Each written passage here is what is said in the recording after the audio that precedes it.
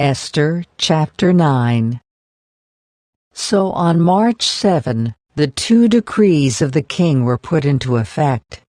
On that day the enemies of the Jews had hoped to overpower them, but quite the opposite happened.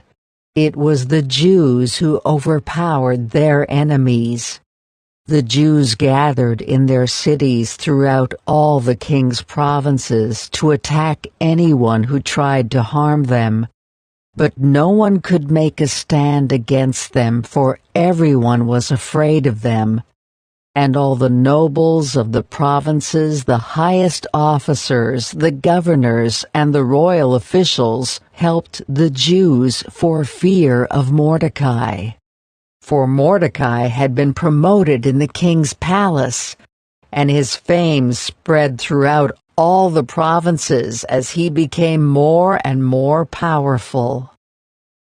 So the Jews went ahead on the appointed day and struck down their enemies with the sword. They killed and annihilated their enemies and did as they pleased with those who hated them. In the fortress of Susa itself, the Jews killed 500 men. They also killed Parshandatha, Delphin, Aspatha, Paratha, Adaliah, Aridatha, Parmashta, Arisai, Aridai, and Vizatha, the 10 sons of Haman, son of Hammedatha, the enemy of the Jews. But they did not take any plunder. That very day, when the king was informed of the number of people killed in the fortress of Susa, he called for Queen Esther. He said, "The Jews have killed 500 men in the fortress of Susa alone, as well as Haman's 10 sons. If they have done that here, what has happened in the rest of the provinces? But now what more do you want? It will be granted to you. Tell me, and I will do it." Esther responded, "If it please the king, give the Jews in Susa permission to do again tomorrow as they have done today, and let the bodies of Haman's 10 sons be impaled on a pole." So the king agreed, and the decree was announced in Susa. And they impaled the bodies of Haman's 10 sons. Then the Jews at Susa gathered together on March 8 and killed 300 more men, and again they took no plunder. Meanwhile, the other Jews throughout the king's provinces had gathered together to defend their lives. They gained relief from all their enemies, killing 75,000 of those who hated them, but they did not take any plunder.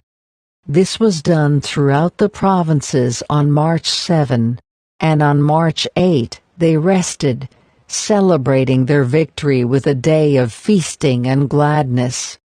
The Jews at Susa killed their enemies on March 7 and again on March 8. Then rested on March 9, making that their day of feasting and gladness.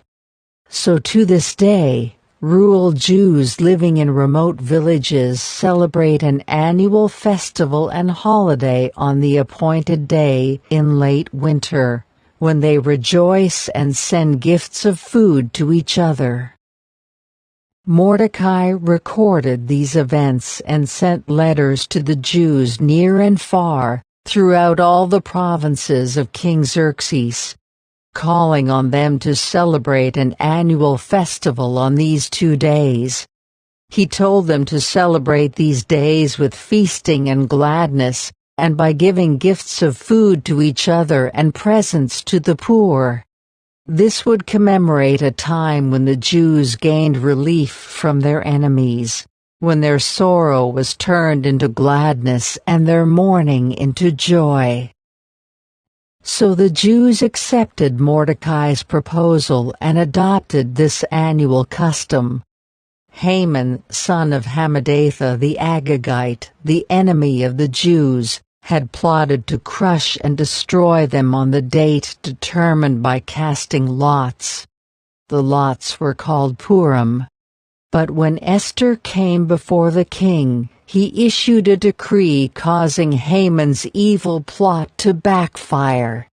And Haman and his sons were impaled on a sharpened pole. That is why this celebration is called Purim, because it is the ancient word for casting lots.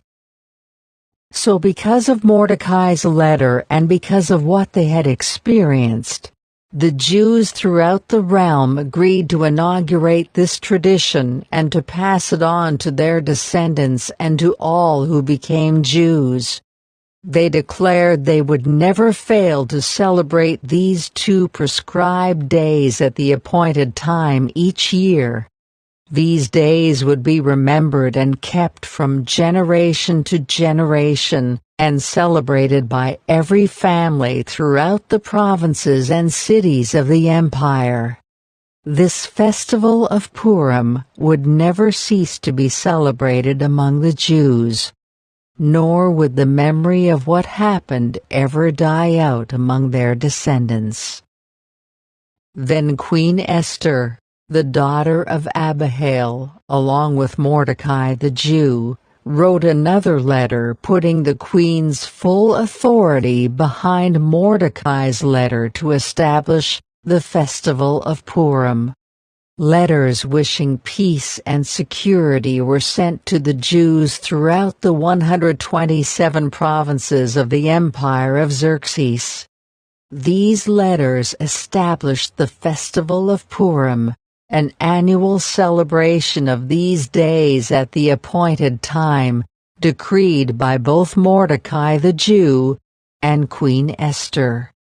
The people decided to observe this festival, just as they had decided for themselves and their descendants to establish the times of fasting and mourning.